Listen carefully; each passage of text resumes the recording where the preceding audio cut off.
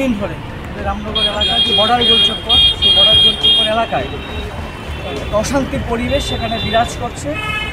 এলাকাবাসী এবং কিছু দুষ্কৃতীর মধ্যে কিছু ঘটনা ঘটছে। ফলে আমরা এই যে এলাকাটা আছে, এলাকাটা খুব গুরুত্বপূর্ণ এলাকা, ফলে এলাকার শান্তি সম্প্রীতি বিনষ্ট হচ্ছে আমরা লক্ষ্য করছি গত বেশ কিছু দু-তিন দিন ধরে।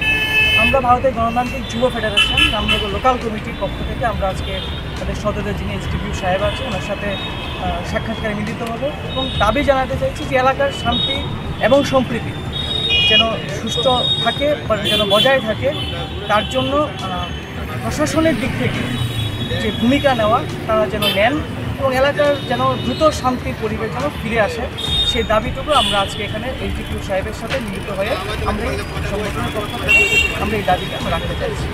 আপনার পরিচয়টা? আমার নাম সুমন দেব, আমি ডিওয়াইএফের রামনগর লোকাল কমিটির সম্পাদক।